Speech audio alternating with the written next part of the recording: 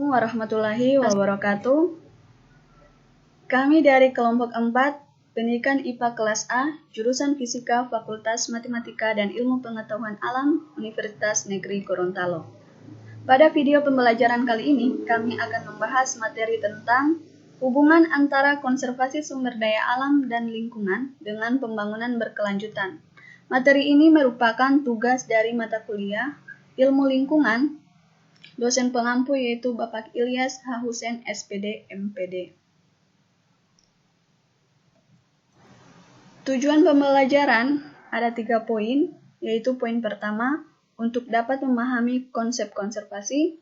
Yang kedua, untuk dapat memahami konsep definisi dari konservasi sumber daya alam dan lingkungan. Dan yang terakhir, dapat memahami konsep sumber daya alam dan lingkungan melalui perencanaan pembangunan berkelanjutan.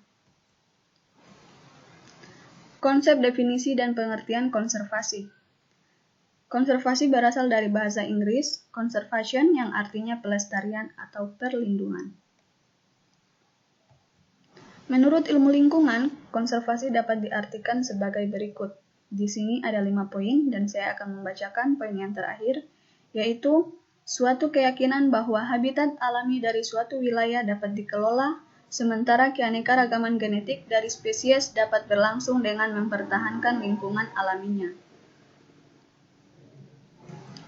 Konservasi sumber daya alam di Indonesia mulai memperoleh perhatian pada tahun 1970-an. Sejak saat itu, konservasi sumber daya alam di Indonesia mulai berkembang. Tujuan dilaksanakannya konservasi, yang pertama, agar dapat memelihara proses ekologi, yang kedua, menjamin keanekaragaman hayati, dan yang terakhir, pelestarian pemanfaatan jenis ekosistem. Konservasi sumber daya alam dan lingkungan, dan perencanaan pembangunan berkelanjutan. Asas kelestarian yang lebih populer dengan istilah SFM, Sustainable Forest Management, pengelolaan yang demikian juga sejalan dengan istilah konservasi.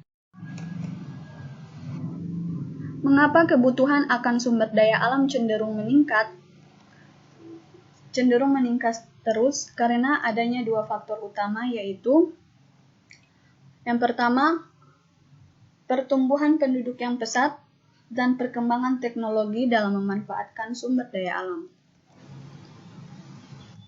Sasaran konservasi yang ingin dicapai menurut Undang-Undang Nomor 5 Tahun 1990 yaitu, di sini ada 3 poin. Dan saya akan membacakan poin terakhir, yaitu mengendalikan cara-cara pemanfaatan sumber daya alam hayati sehingga terjamin kelestariannya. Pengertian lingkungan hidup. Lingkungan hidup adalah kesatuan ruang dengan semua benda, daya, keadaan, dan makhluk hidup, termasuk manusia dan perilakunya, yang mempengaruhi alam itu sendiri, kelangsungan perkehidupan dan kesejahteraan manusia serta makhluk hidup lain. Pembangunan berkelanjutan.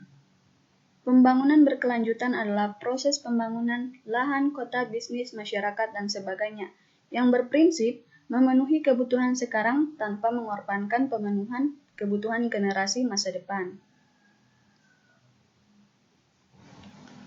Konsep dari pembangunan berkelanjutan dalam hubungannya dengan sumber daya alam.